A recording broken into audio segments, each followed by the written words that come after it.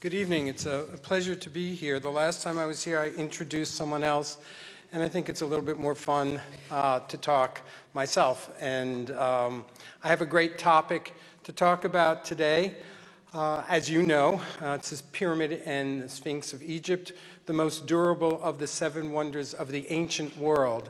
Now, I say ancient world because I'm working from a different list. As we go on tonight, you'll understand a little bit more about it and why I've said that.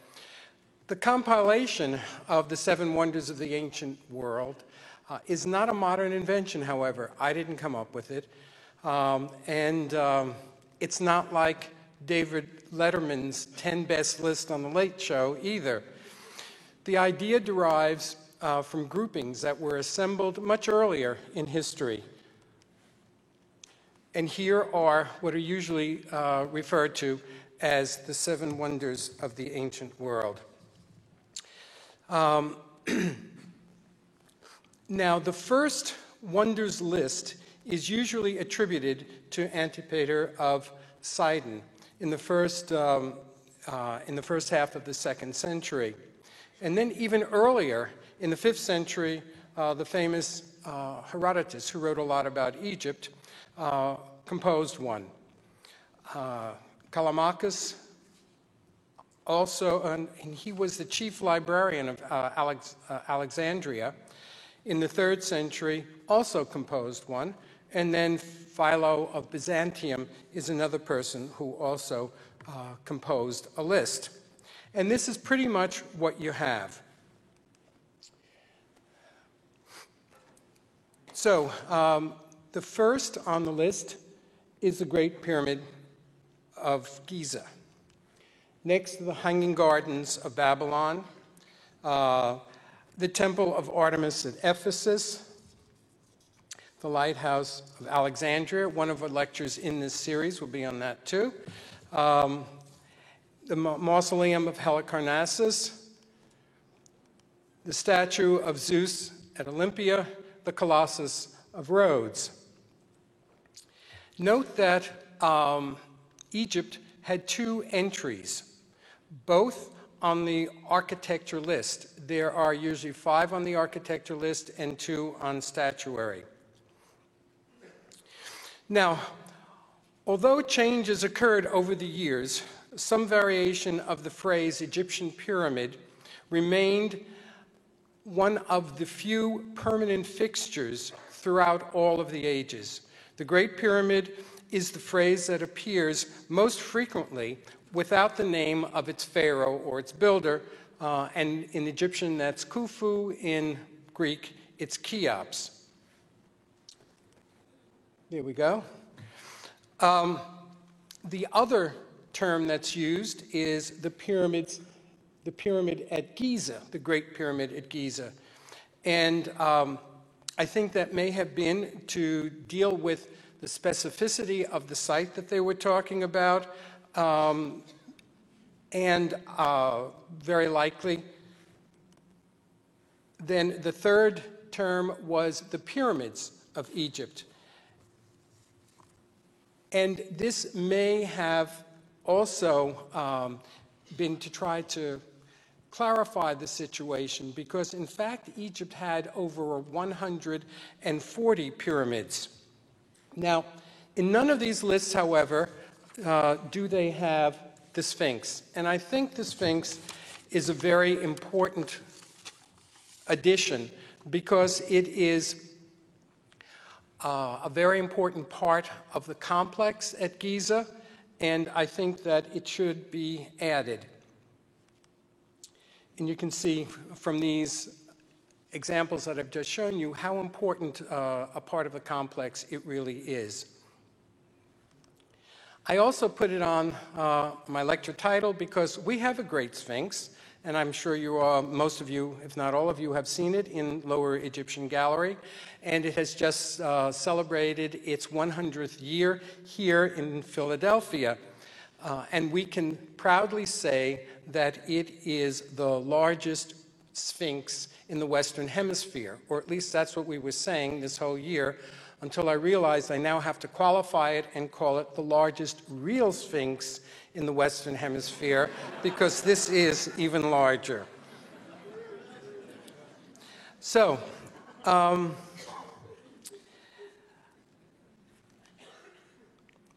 one of the things that I wanted to talk about was answering some of the questions as to why the Giza pyramids maintained the top position on the list of great wonders all these years.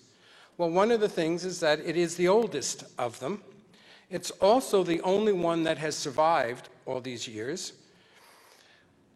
And it is in a marvelous state of preservation. The other thing is that it has had continuous use of the site for thousands of years. Priests and religious functions still function there almost 2,000 years later or after it was built. It was a very popular tourist site, certainly during the Greek period and even earlier. And as you can see from here, these are Greek graffiti at the southern temple of Ramses II at Abu Simbel.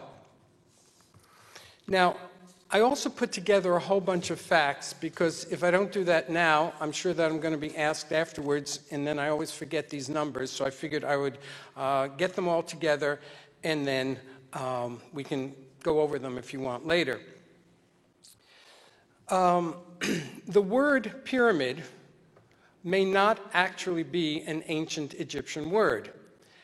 Most dictionaries tell you that it's derived from the Greek word pyramis, a type of wheat cake. I'm not sure how this actually goes into pyramid, but one of the articles I read said that some of these Greek cakes took a triangular shape, so maybe the Greeks were using this satirically. Don't know for sure. The only Egyptian possibility is an uncommon phrase pronounced piri em us, and it means the height of a pyramid over 2,000 years after the pyramids were built.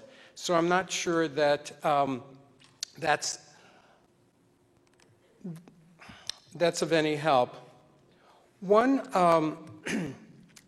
of the suggestions as to why its shape came into being is that it may symbolize the rays of the sun by which Pharaoh ascends to the sky. Now, the largest of the pyramids is that of Khufu, who was the second pharaoh of the 4th dynasty. And he ruled about 25 years, somewhere in that time period, possibly as much as 30. There's a hair trigger on this pointer. All right, so you have Khufu on the left and his pyramid on the right. This is the only known three-dimensional figure of the great King Khufu. What's interesting is it's about this big, and his pyramid is almost 500 feet high. So it's sort of ironic that the creator of the world's greatest pyramid has one of the smallest statues that we know about. Now, as I said, almost 500. Technically today, it's 481 feet high. But Herodotus, the 5th century Greek historian, when he described it, he said that it, or at least he claimed that it had actually reached 800 feet high. This is an extreme exaggeration, and it's one of the indications that it's likely that Herodotus, number one, was not actually saying these things on his own. He was taking second, third, fourth, or even fifth-hand information, and very possibly never even went to Egypt at all.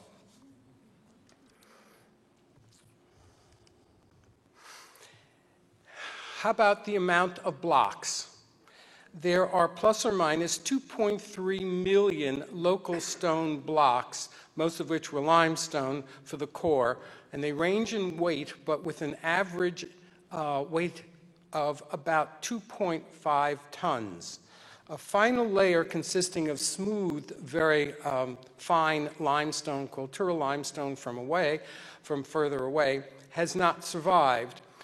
Nor have several lower courses of granite, which also came from several hundred miles south, and also the capstone. But recent restorers have come to suggest that this is probably what it must have looked like. It's pretty incredible. Now, here's another fact. All of this was probably built, I know this is not a great slide, but there are so many different possibilities.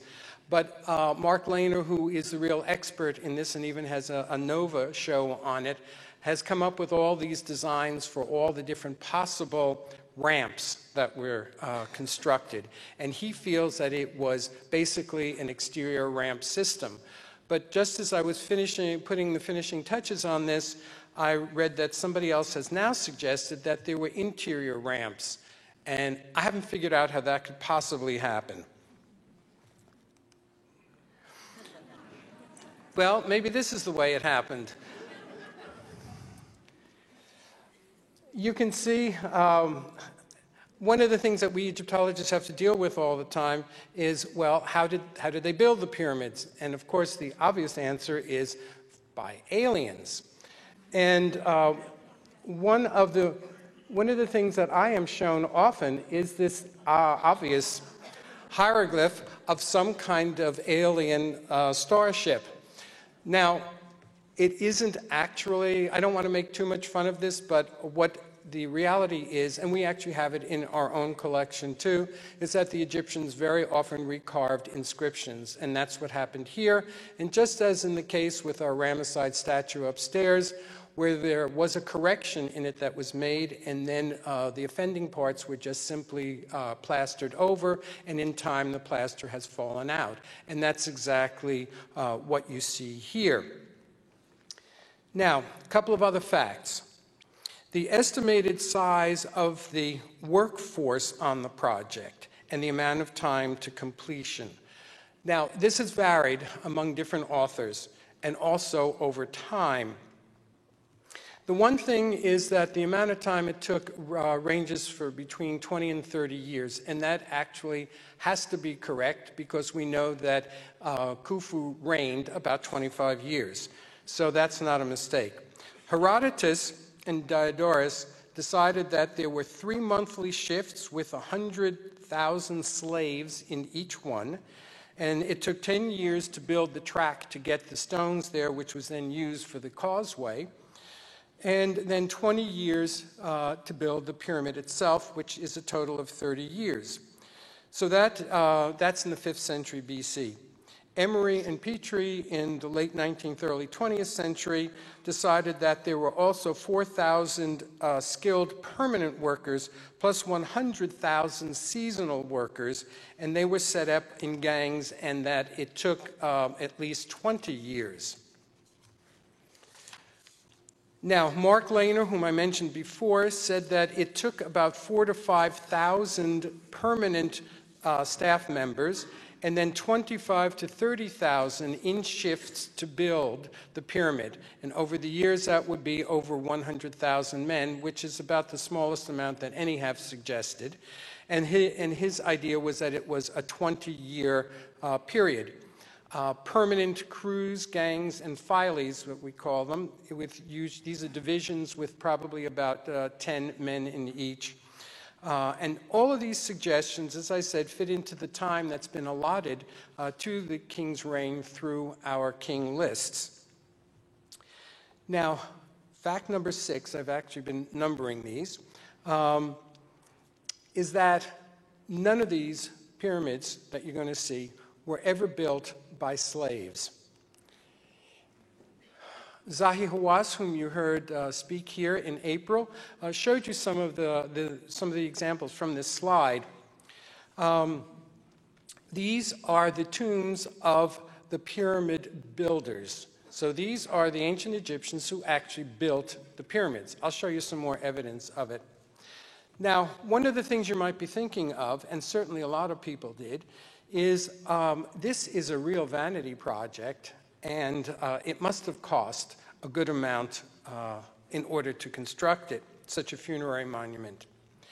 And it not only interests modern people, it also interested the ancients. Now, the not too reliable Herodotus, again, repeated the otherwise unattested allegation that Khufu, in order to help pay for everything, forced his daughter into prostitution. This was in order to raise funds for his construction project.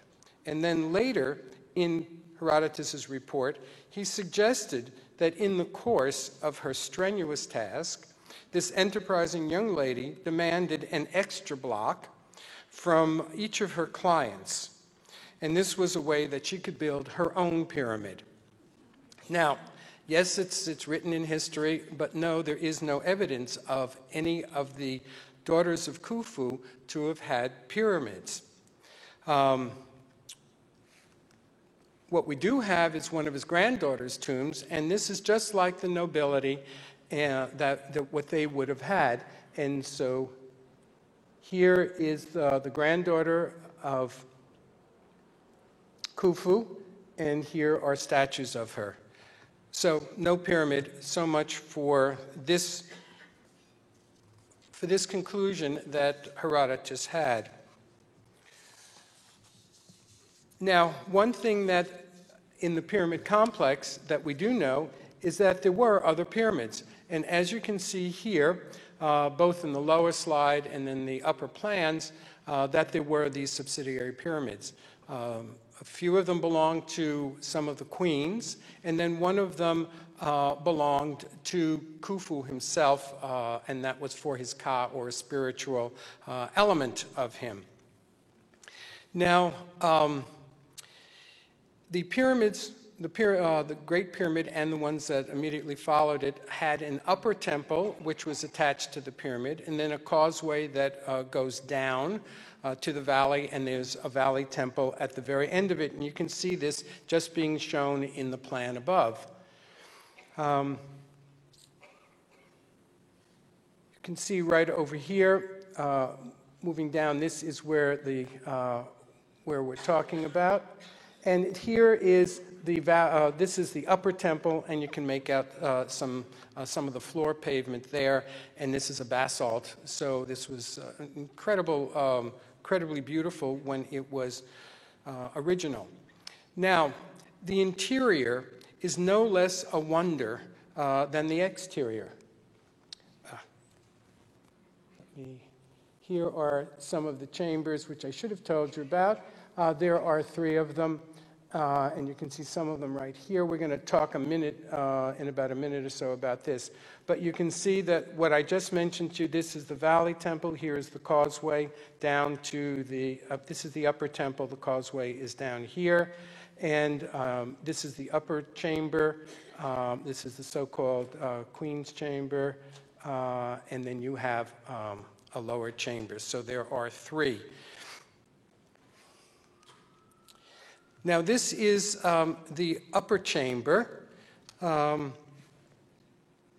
this is where the king was buried. That is his sarcophagus. Now, there was nothing left when this was discovered, so this is what we assume to have been where he was buried.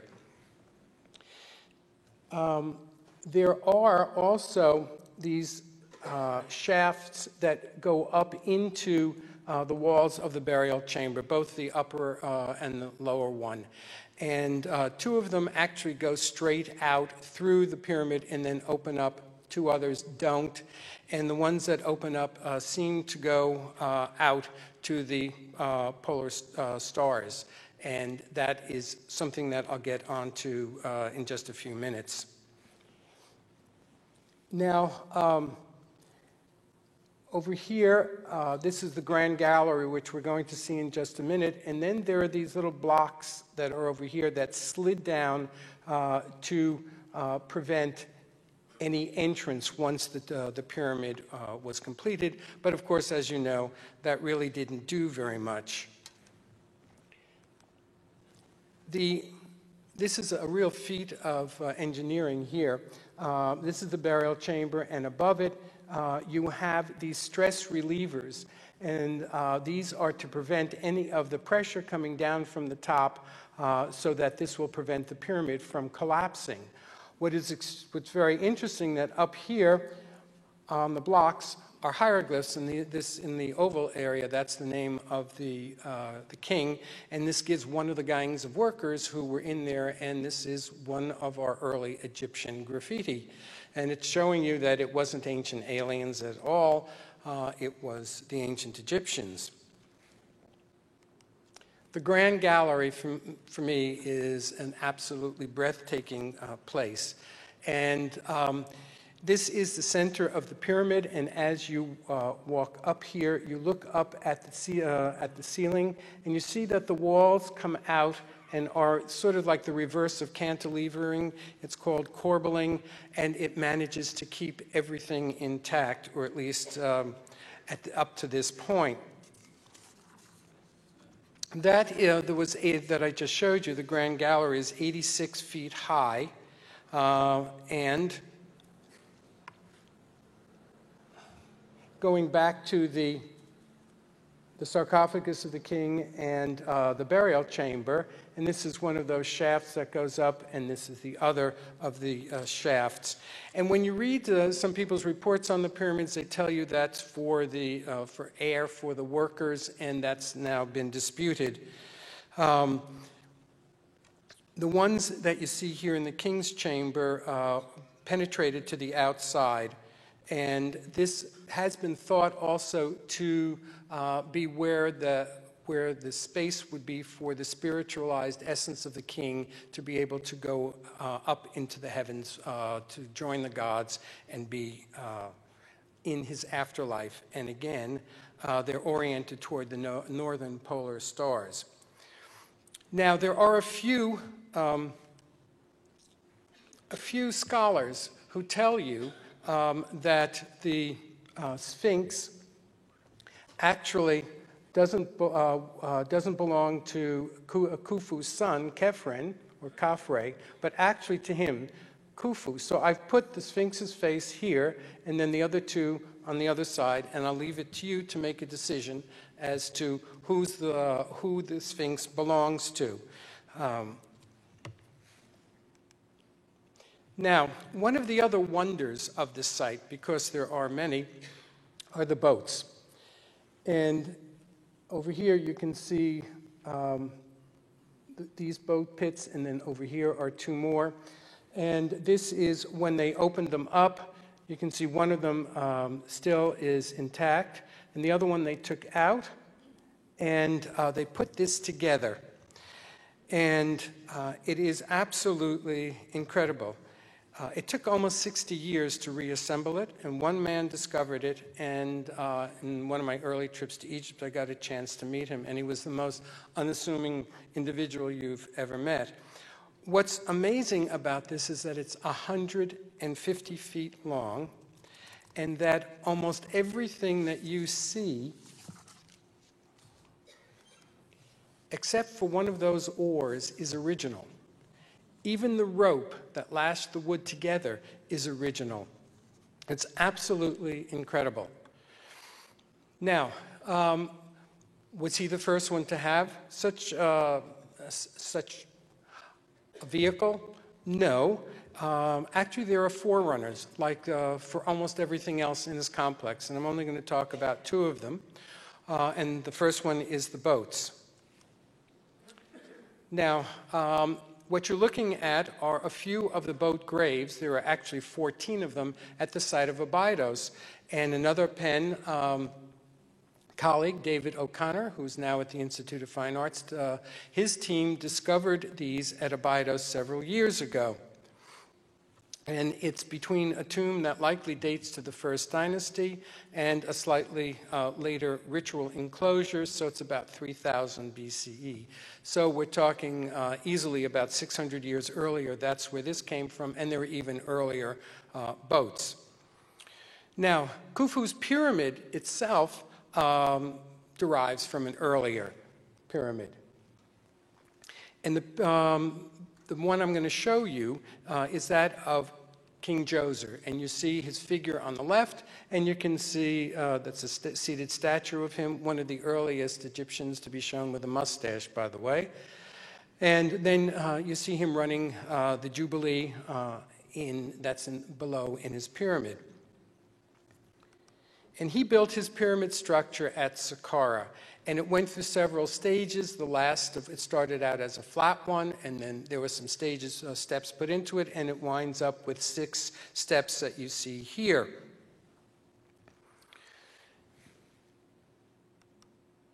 Now, what is that supposed to mean?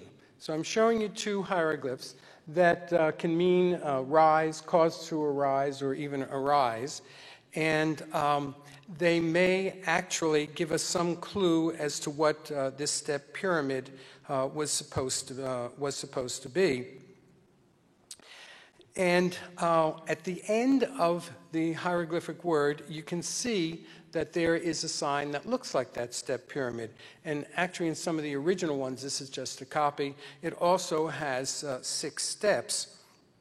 And it seems to be a monumental staircase for the king's heavenly ascent to join the gods. Now, on a close-up, I want you to take a look at the stones, because we just saw that with Khufu. Djoser's stones were tiny in comparison, and the reason was the architect was great. His name was Imhotep. He really was he was a brilliant man, but he didn't trust that this would be enough to support all of the weight. So earlier monuments were built of mud brick, so he built this monument out of stones that were the size of mud brick. Now, confidence in the construction method, however, in just a few generations, led the next dynasty, the 4th dynasty builders, to enlarge the blocks under Khafre, Khephren, Menkaure. And you see the incredible size of the complexes that they were building, and then these stones are absolutely huge. And if you climb up these, which they don't let you do, but I did when I was a lot younger, I wouldn't do it today, they come up to about mid-chest on me, so they're much larger than the size of bricks.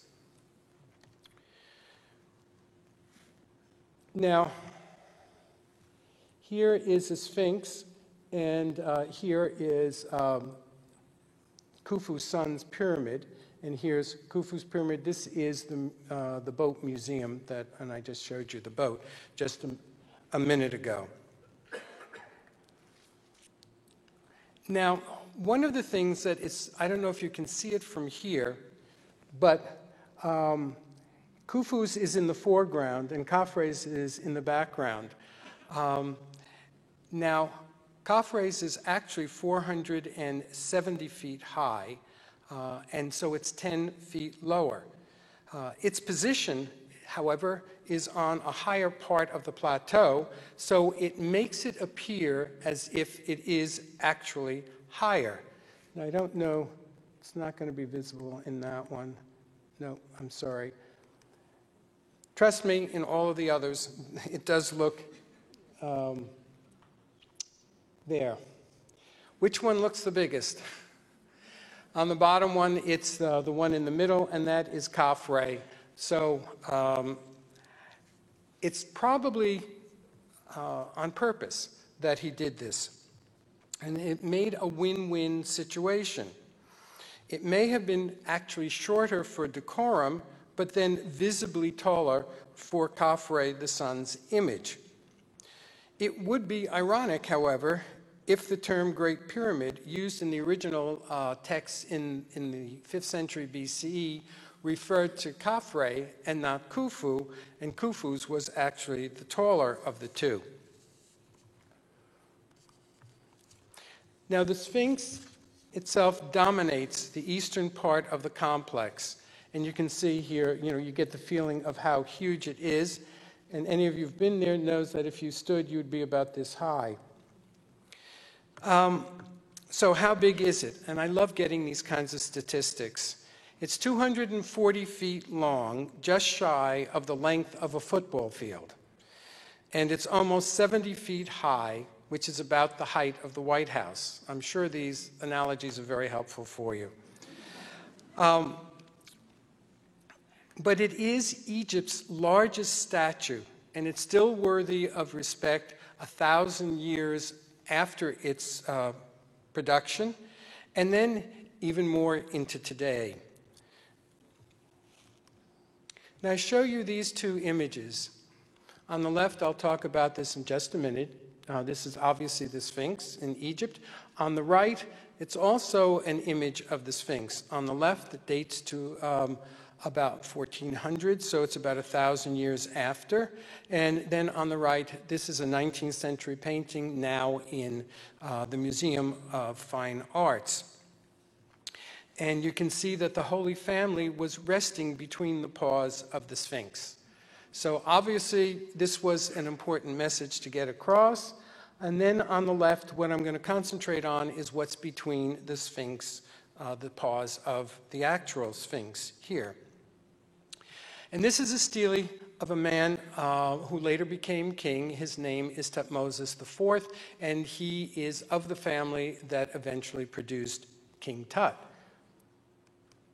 And that's him there. His name is Thutmose IV. But when he was still a prince, his name was Menkhepurura. And he was very athletic, and he loved to go out hunting. And one day, he was hunting in the deserts of Egypt, and it's very hot there. So around midday, he got tired, and he decided to rest in the paws of the Sphinx. Let me go back. And he fell asleep. He had a dream, and this is called the dream stele. And after this, after he had the dream, eventually he became king, and he decided to put this stele up to explain this miracle that happened to him. So he recorded what had actually occurred, and I'll quote to you what he actually wrote.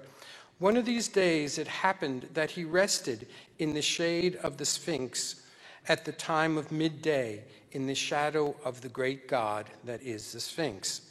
And he found the majesty of this noble god speaking with his own mouth. And he said, "Look at me, see me, my son. Here is what I will do for you. I shall give you the kingship on earth in front of all living ones." Now, of course, you don't get anything for nothing. So he goes on, and he says, "Here is what I need you to do for me. My present condition is like one that is in need. All my limbs are dismembered as the sands of the desert upon which I lie have reached me. So run to me, to have done that which I desire." Now, as with all predictions that occur after the fact, that's what happened. So he was a prince who was not in line to be the king, and he did what he was told to do, and he became king. Of course, it was bound to happen since he predicted it after it actually happened. Now, the last of the great sphinxes belongs to Khafre's son, and his name was Menkaure. So here is his pyramid. I showed you a picture of him a little bit earlier, the smallest of the pyramids in the background. Now, taken together, we can perceive there were interrelationships between or among these three pyramids. And this is very important because it's not just the Great Pyramid, but everything worked together with these three. And you can see from this red diagonal line that it picks up the southeast corners of each one of them, and it is absolutely perfect. I know that's usually the point at which, you know, the people who believe in the ancient astronauts say, well, how else could it have occurred if it weren't for ancient astronauts? Well, let me just say that I mentioned that there were 140 pyramids. I'm not going to show you all of them, but I thought I would show you a few of them to explain what actually happens. These were by no means the last of the pyramids, the royal pyramids of Egypt, but the grand heights, the scale, the effect, and the statement that they made really had no followers that equaled them. But let me show you just a few. Here you see Unis's pyramid of the 5th dynasty. And it's not the outside that's important on this one, but what's on the inside. The first time that we actually have pyramid texts. These are spells that the king will use to get into the afterlife, or at least to ensure his getting into the afterlife. One of his followers in the 6th dynasty, Teti. And you'll notice in this particular image, you can see the step pyramid over in the background, and this just looks like a pile of sand. I have to tell you it isn't. And here are the tombs that we actually work in right in this area, so our expedition to Saqqara. Now, if we move into the Middle Kingdom, as I said, I'm just going to show you a few. You can see that the core of the pyramids is no longer made up of these huge blocks, these millions of blocks. They're using outcrops of stone and then rubble as filler. And here, this is Amenemhat I, the first ruler of the 12th dynasty. And this is at Lisht. And here you see Senwosret the second, his pyramid at Lahun, and you can clearly see the base, the core of this pyramid is not blocks. Now, in the second intermediate period, there's virtually nothing left, and this is the last major pyramid that was built in Egypt for royal burial. And the man's name is Kenjer, and this is again at Saqqara, like Unis and Teti. When we go into the New Kingdom, there are virtually no royal pyramids. This is one of the few, and there's this one is at Abydos, and also done by a Penn archaeologist, a former student, whose name is Stephen Harvey. And he's now proved that the kind of construction that you see here was built, and he's still actually now not even sure that it was a ritual one or not. But I don't have the last word about that. Now, one of the things I also wanted to say to you is that I wanted to ask a question that you might have is, why did they continue to build these things when they all were robbed? Because, in fact, all of the pyramids were robbed. And when you think about it, these monuments had, in essence, were basically a great big sign, maybe even neon, that said, "This way to the gold."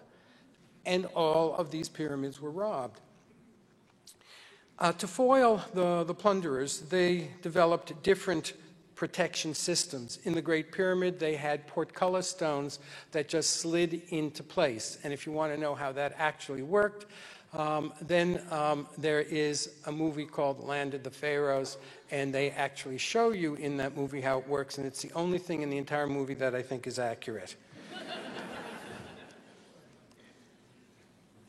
So what were the other ways? Well, the one that I'm going to show you now, and just for a few minutes, is they went into the concept of symbolic pyramids. And they constructed burials within high hills, raised cliffs, and in mountains. And all of these were in the south, which is where all of these kinds of, this kind of terrain would actually occur. So, in chronological order, I show you from the first intermediate period. Here is Antifi's monument, and this is along with several others, other people from this time period. He wasn't quite a royal, and if he is in the afterlife, he's probably very happy that that I put him in this list with other royal figures. In the 11th dynasty, and this is probably one of the major shifts, this concept really takes hold. And you can see over here, this is in Thebes, on the other side of the Valley of the Kings, which has not yet been established. In the 11th dynasty, Mentuhotep the second builds his temple and tomb right into these cliffs, and at the very top of which is a natural pyramid. I don't think it's an error. I'm not so sure about Antifi at Moala, the last one, but in this one, I don't think so. And when you take a look here, you can see, looking down at it, and over here, actually not in view, would be the top of the cliff. Here is another example of it. Now, this is the old one here in the old books, but Dieter Arnold, who is at the Metropolitan Museum of Art, has excavated this and decided that through great scientific thought, he's able to conclude that there was no pyramid there. And in fact, there wasn't any that was necessary. The way that he was able to conclude it is he had no blocks that were left that were slanted, so it couldn't have been a pyramid. And in fact, as I said, there wouldn't be any need for it. Now, in Abydos, our own Joe Wegner, my colleague in the department, has come up with similar conclusions. And you can see here is a natural pyramid at Abydos. And within the structure, you can see the interior structure. This is the actual tomb, not a ritual tomb, of the pharaoh Senwosret III. And here you can see that it's not a small structure. Now we're going to go back to move ahead to the 18th dynasty, and going back to the same structure that I showed you before at the Valley of the Kings. Now we're on the other side.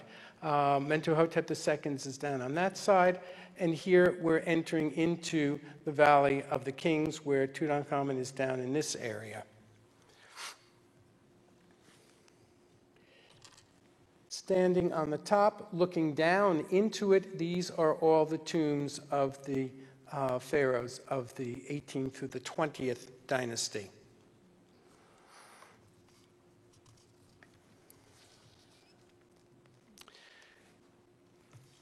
You're probably thinking, how come only kings got to have pyramids? It's a good thought, because in the beginning, when you have pyramid texts, you get to think, well, why didn't private people take them over? In fact, they actually did. We call them coffin texts. And then people begin to think about, why do just the nobility have them? Well, nobility had them because they could afford them, but then eventually they watered down to private people. We have books of the dead and then amulets. And so these things eventually get down to some of the private people. And what you're looking at is a site called Deir el-Medina. It's at Thebes, and it's not too far from the Valley of the Kings. And the reason it's not too far is this is where the artisans lived who actually decorated the tombs. And these guys had their cemeteries. Actually, it's right up in this area over here. But here's the city itself, and this is the cemetery area here. They even had their own temple. And if you go across here, this is where you get to the area close to the Valley of the Kings. So what did their tombs look like? If you go upstairs into our mummy room, you can see one of them. It's called Senedjem. But what I wanted to show you is what was on top of their tombs. So they had little pyramids. And this is, they are certainly by no means the only ones who had these. I think they're pretty incredible. And up here, there would be a statue of the individual with his hands up in prayer, worshiping to the rising and setting sun. And there were literally 60 or 70 of these, and there's an indication there may have been several hundred.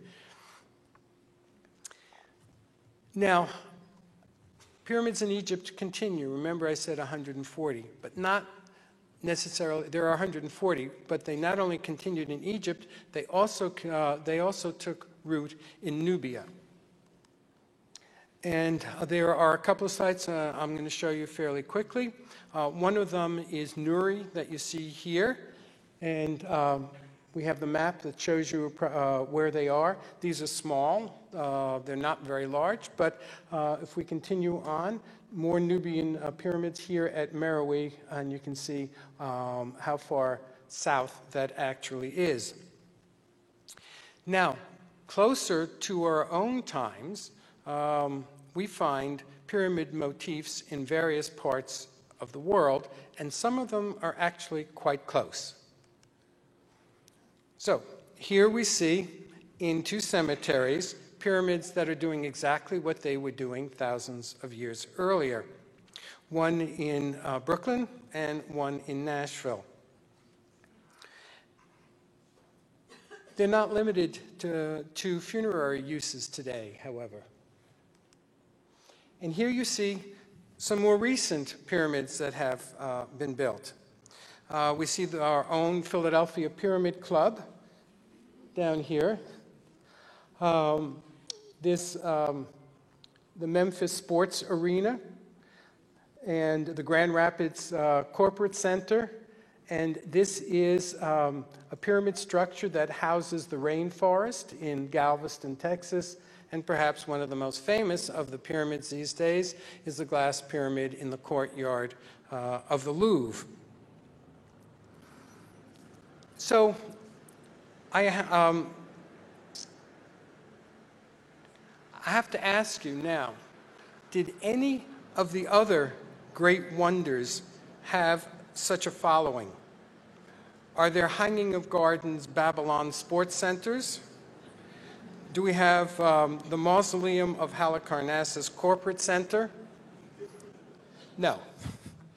So I would say for concept, construction, splendor, longevity, interest, symbolism, message, image, inspiration, and long-term effect, the Great Pyramids rightly deserve their place on the list of great wonders.